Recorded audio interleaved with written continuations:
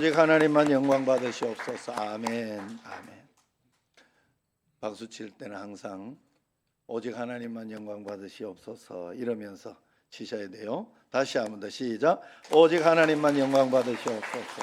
아멘. 하나님 감사합니다. 우리 옆 사람과 한번 인사하겠습니다. 참 잘 오셨습니다. 사랑합니다 하고. 예, 우리 당신을 보니까 천사를 보는 것 같습니다. 이렇게. 자, 시작. 예.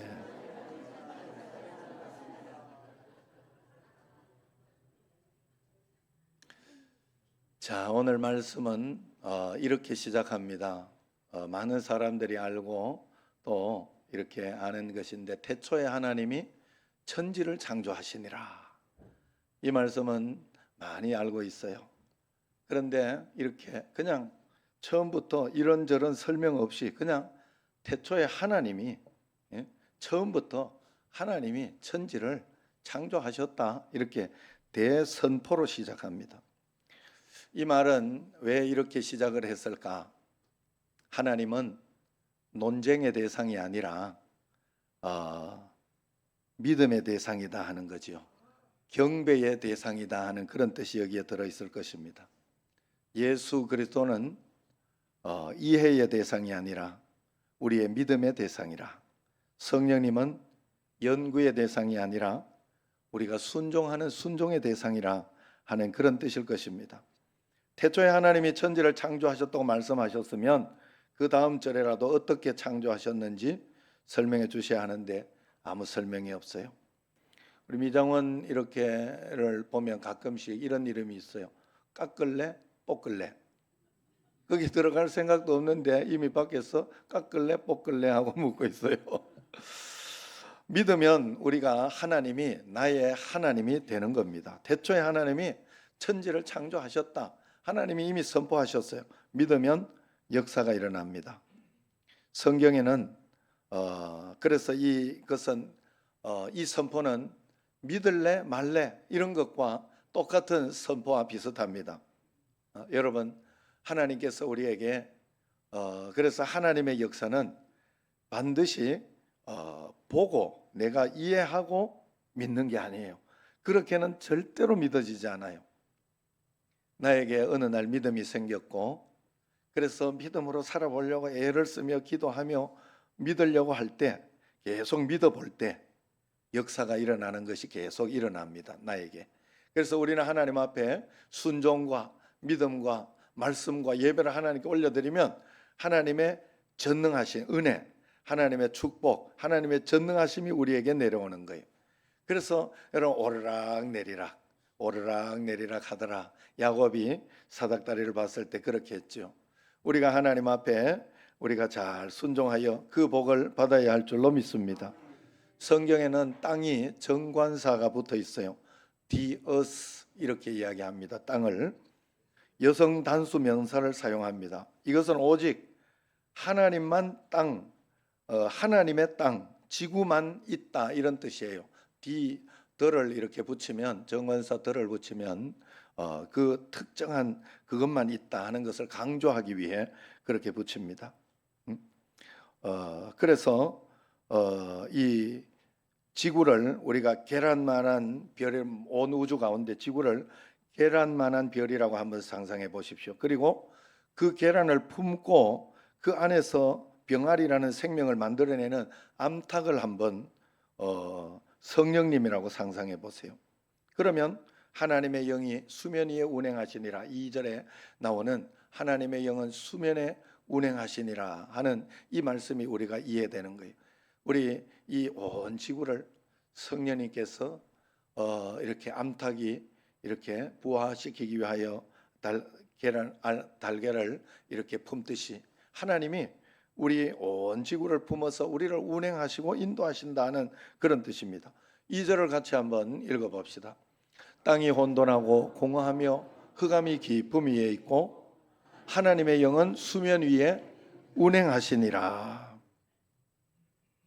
삼위일체 하나님이 창조하신 천지를 운행하시는 분이 성령님으로 등장합니다. 천지가 한 대의 자동차라고 한다면 이 자동차를 운행하시는, 즉 운전하시는 분이 성령님이라는 말입니다. 내가 하나님께서 만드신 한 대의 작은 자동차라면 내 인생을 운행하시는 분, 운전하시는 분이 성령님이라 하는 그런 뜻입니다. 그러므로 삼위일체 하나님은 우리가 설명도 이해도 할 수 없는 그런 신비입니다만은, 첫 번째로 성부 하나님은 창조와 구약 성경의 중심으로 역사하십니다. 하나님은 에덴 동산에서 범죄한 인간을 구원하시기 위해 양을 잡으셨어요. 모세를 통해 양을 잡아 제사하고 예배함으로 제사함 받고 구원 얻는 길을 열어주셨습니다. 피 흘림이 없이는 죄를 사할 수 없다, 그렇게 말씀했기 때문에 그래요. 그러나 인간은 범죄한 이후로 끝도 한도 없이 죄를 범하기에 양을 잡고 또 잡아도 인간의 죄값을 다 치를 수 없는 거예요. 여기 피 흘리는 양은 예수 그리스도의 그림자일 뿐입니다. 하나님의 어린 양, 마지막 제물이 되시는 하나님의 아들 예수 그리스도가 십자가에 달리실 것을 이 어린 양 피로서 이야기한 거예요. 처음에 이렇게 범죄했을 때 아담이 숨어 있었죠.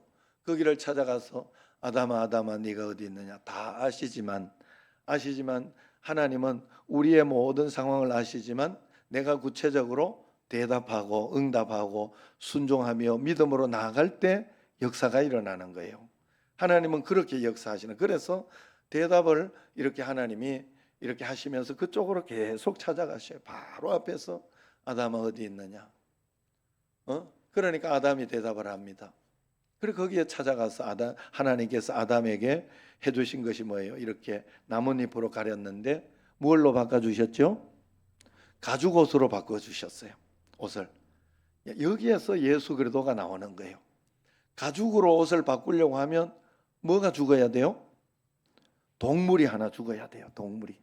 가죽옷을 만들려고 하면 그걸 이야기하는 겁니다. 예수님, 하나님께서 우리가 아담이 범죄할 것을 알고 동물의 피, 그래서 예수 그리스도를 보낼 것도 작정하고 계셨던 거예요. 그래서 그 피, 이것을 흘려야 내가 덮어지고 가려지고 하나님의 사람으로 살 수 있다는 것을 보여주는 겁니다. 그래서 두 번째로 성자 하나님 예수님께서 인간의 몸을 입고 이 땅에 오셨던 것이죠. 그래서 이사야 53장 5절에 보면 그가 찔림은 우리의 허물 때문이요 그가 상함은 우리의 죄악 때문이라 말씀하고 있습니다. 우리가 죽었어야 하는데 예수 그리스도께서 채찍맞고 십자가에 달려 대신 죽으셨어요. 예수님께서 나의 죄값을 다 지불하셨습니다. 그래서 요한복음 19장 30절에 다 이루었다 말씀하셨습니다. 그러므로 우리는 주 예수 그리스도 안에 있을 때 결코 정죄함이 없습니다. 우주의 동쪽 끝에서 서쪽 끝이 먼 것처럼 내 죄를 멀리 옮기셨습니다.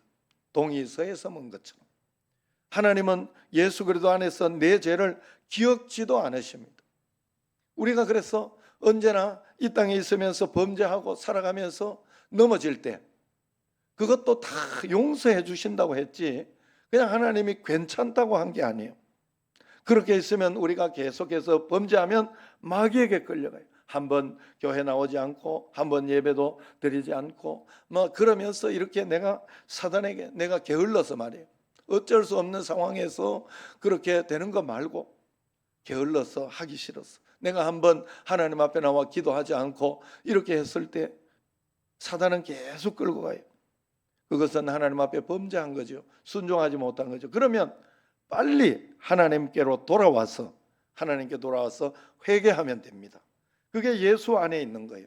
예수님께 나아가는 거예요. 예수님의 도움을 요청하는. 하나님은 예수 그리스도를 이 땅에 보내셨기 때문에 이 땅의 모든 것은 예수님 이름을 의지할 때 들어주기로 작정하셨어요. 그리고 우리가 기도할 때 예수님 이름으로 기도합니다 하는 거예요. 자, 그래서 우리가 예수님 이름으로 기도할 때도 하나님 앞에 얼마나 신실하고 얼마나 하나님 앞에 믿음이 있고 하는 거에 따라서 응답이 달라지게 돼 있어요. 어린아이 신앙으로 어린아이가 막 이렇게 너 물러가라 막 이런다고 이렇게 잘 되지 않아요.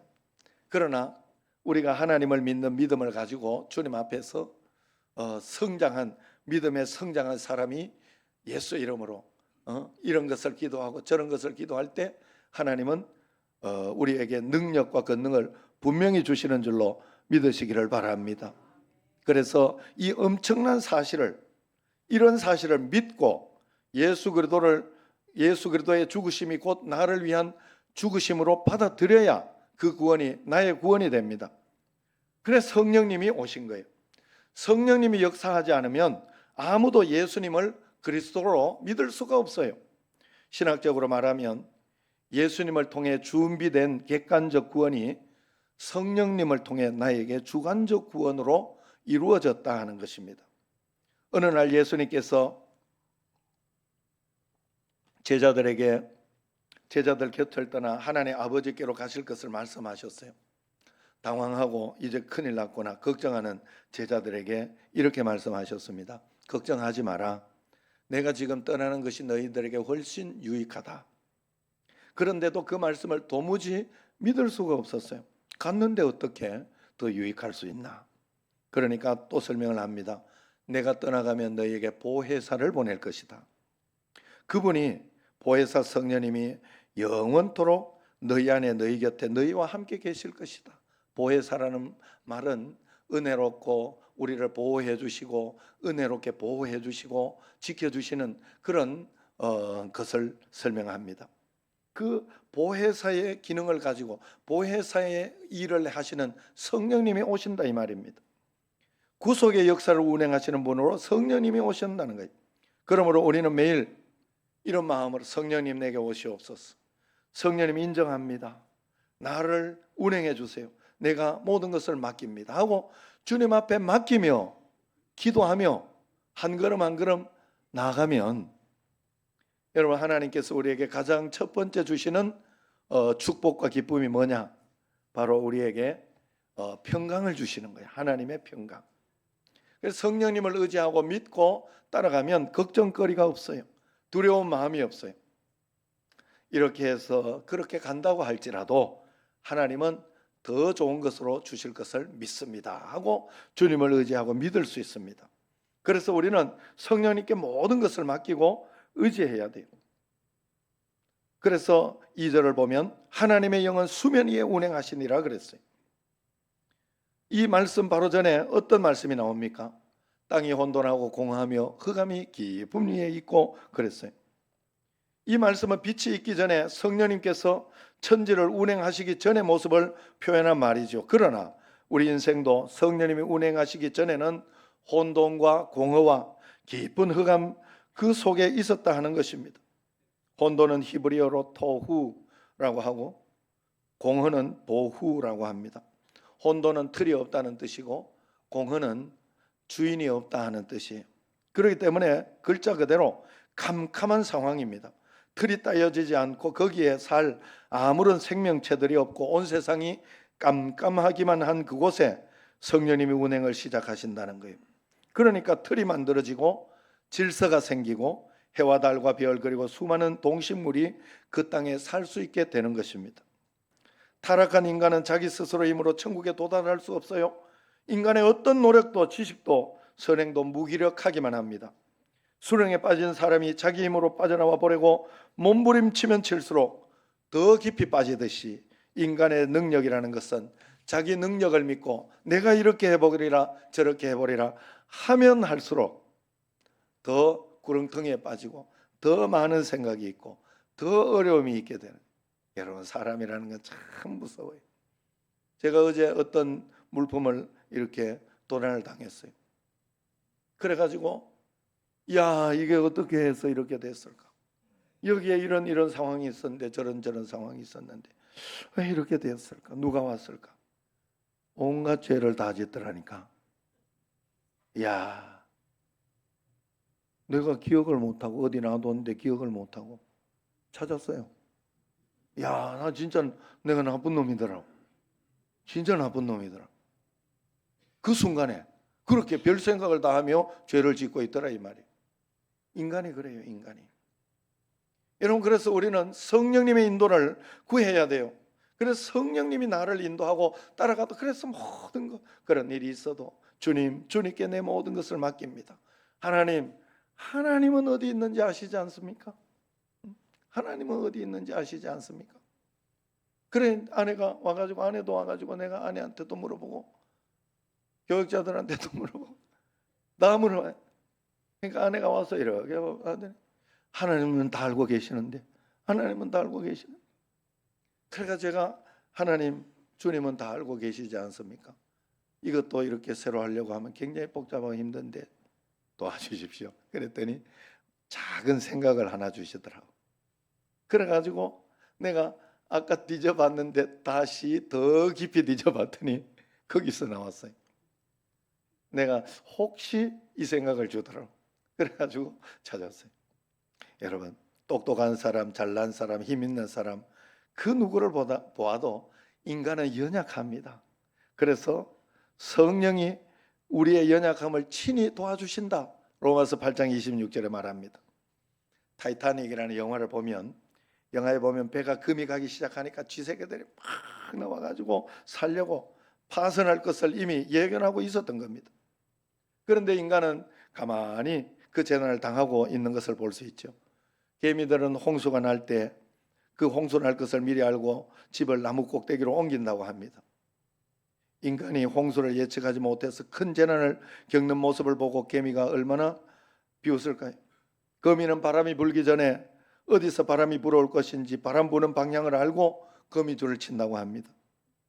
한 마리 미물만도 못한 게 우리의 인생입니다. 내일 일은 아무도 모릅니다. 한 치 앞을 모르는 게 우리 인간입니다. 육체적으로 연약해요. 눈에 보이지 않는 병균 하나의 장정이 픽픽 쓰러지는 거예요. 여러분 정말 그래서 여기에 앉아 있는 것, 여기에 오신 것 여러분들이 정말 감사해야 돼요. 그래 평상시에 여러분들이 평상시에 일상적인 삶을 살 때 하나님 정말 감사합니다. 정말 감사합니다. 이런 마음으로 정말 하나님 고맙습니다. 영광 돌립니다 하고 평상시에 좀 감사한금을 들어봐요. 멀쩡할 때 다 전부 이 평상시 일상적인 삶을 살려고 그 기적을 바라고 있는 거잖아요. 예전에 그렇지 않았던 그 기적을 바라고 있는 거잖아요. 그렇기 때문에 우리는 그런 마음으로 하나님 앞에 살아야 돼요. 우리가 얼마나 연약한지 정신적으로 아까 봐요. 제가 그 이야기를 정신적으로도 얼마나 연약한지 금방 별 생각이 다 들더라고요. 물론 그 생각을 내가 다 받아들이지는 않았어요. 하나님께서 아시니까 하나님 또 안 되면 내가 불편하더라도 또 불편하게 하죠. 그러면서 이렇게 내가 내려놓고 기도하고 그러면 주님께 기도하고 그렇게 했지만 인간은 연약한 누군가 눈짓 한 번에 어떤 사람의 눈짓이나 아니면은 표정 이런 거 하나에 저 사람은 내한테 왜 저럴까? 그러면서 속상하고 힘이 들고 마음이 어렵고 그렇게 한 게 바로 인간이에요. 그래서 저는 우리 교육자들한테 늘 그 이야기를 해요. 오해하지 마라. 절대로 나를 오해하지 마라. 어떤 일이 있거나 그렇게 해서 그러면 또 우리 교육자들은 그래서 저한테는 굉장히 정직히 서로 이야기해요. 이런저런 이야기하면 내가 거기에 대해서 또 이야기를 해줍니다. 이건 이래서 이렇게 아마 되었고 저건 저래서 그랬을 것이다. 왜냐하면 하나님 앞에서 우리가 어떻게 해서든지 교회를 잘 되게 하고 부흥시키고 하나님 앞에서 이 땅에서 상급을 쌓을 수 있도록 주님 앞에 그렇게 나아가려고 애를 쓴다 하는 거죠. 여러분들도 하나님 앞에 오해를 하지 않아야 돼요. 그래서 하나님 앞에 다 맡겨야 됩니다. 여러분 세계를 정복했던 그 나폴레옹도 내가 한 10번 이야기하는 것 같아요. 너무 힘들고 고독해서 자기 집에 와서는 아내 무릎에 얼굴을 묻고 펑펑 울었다고 합니다. 그게 인간입니다. 그 정도 연약합니다. 그러므로 성령님의 도우심 없이 우리는 흑암의 권세에서 내 인생의 문제에서 벗어날 수가 없어요. 그러므로 우리는 시험과 도전을 받지 않는 그런 사람이 이 세상에 어디 있겠습니까? 우리는 주님을 의지하며 나아가요. 그만하면 반듯하다 싶은데 돈 앞에 가면 꼼짝을 못하는 사람이 있어요. 또 돈에는 아주 의롭고 잘하는데 이성 앞에 가면 꽈당 무너지는 사람이 있어요. 또 이성은 깨끗하고 좋은데 명예 앞에 가서는 꼼짝을 못하는 사람이 있습니다. 지혜로운 듯 보이는데 기도하지 않는 사람이 있고, 기도를 열심히 하는가 싶어서 쳐다보면 교만하기 짝이 없는 사람이 있습니다. 충성하는가 싶어서 참 잘한다 싶은데 물질에 인색합니다. 하나님 앞에 많이 헌신한다 싶어서 참 잘한다 싶은데 어느 생활에 날마다 실패하는 사람이 있어요. 이처럼 우리 모두는 연약한 존재들이에요. 성령님이 임하시기 전에 초대교회 지도자들도 한번 보세요. 그들도 예수님이 잡히시던 날 밤 제자란 자들이 다 도망을 갔어요. 심지어 예수님을 배신하고 예수님을 모른다고 부인까지 했어요. 그러나 성령님 오신 이후에 모든 것이 달라졌습니다. 갈릴리 촌부들이 세상을 뒤집었지요. 그 힘이 어디에서 났습니까?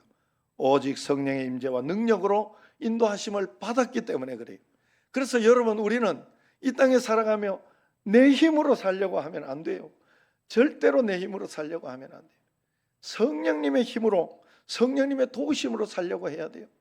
그렇다고 해서 다른 사람에게 이렇게 서로 관계를 하지 않고 나는 나 혼자 성령님의 음성을 듣고 그렇게 산다, 그러면 안 돼요.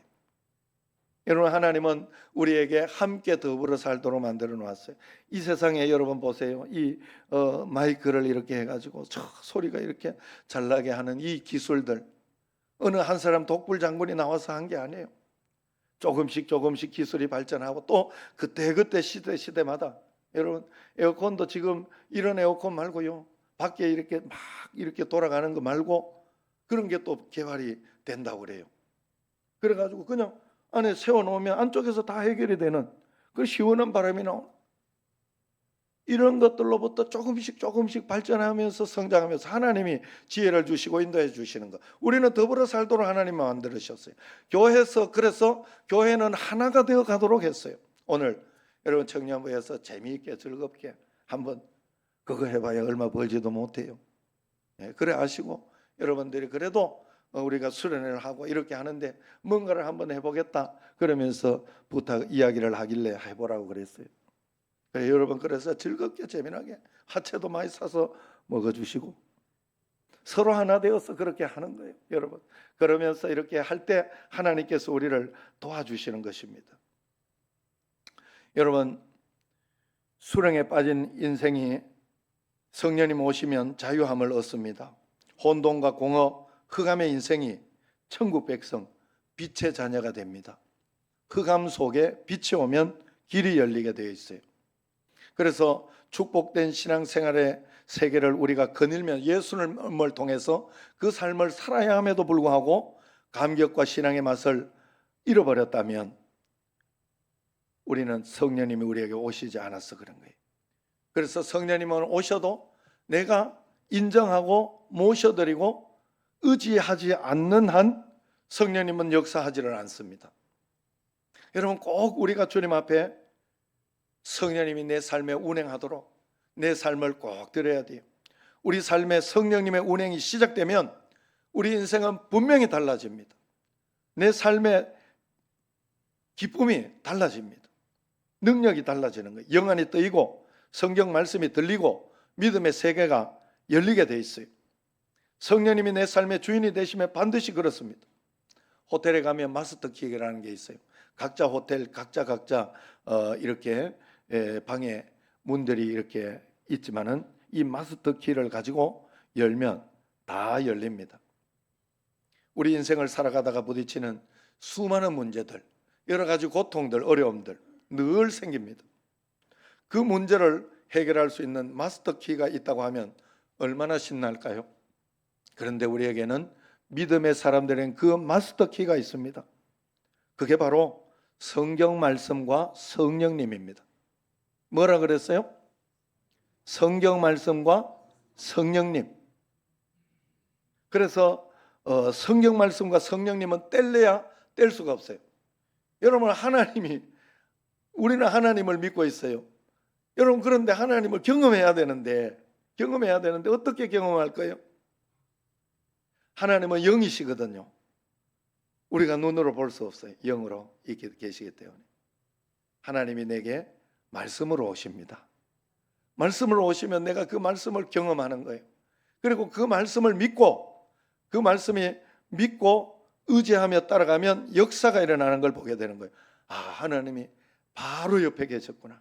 하나님이 나와 함께 계시는구나 경험해야 돼요. 그걸 가지고 하나님을 믿음이 점점 커져 나가는 거예요. 말씀과 성령은 함께 가는 겁니다. 협력하는 겁니다. 그래서 에스겔서 37장 4절 5절을 보면 이런 말씀이 나와요. 자, 여기 한번 같이 읽어봐요. 눈을 뜨고 같이 읽어봐요. 시작. 또 내게 이르시되 너는 이 모든 뼈에게 대언하여 이르기를 너희 마른 뼈들아 여호와의 말씀을 들을지어다. 주 여호와께서 이 뼈들에게 이같이 말씀하시기를 내가 생기를 너희에게 들어가게 하리니 너희가 살아나리라. 처음에 말씀을 들을지어다 하고 생기, 성령을 너희에게 들어가게 하리니 너희가 살아나리라 이 말입니다. 성령의 바람으로 살아나게 한다는 것입니다. 성령과 말씀은 이렇게 협력하는 거예요. 하나인 것입니다.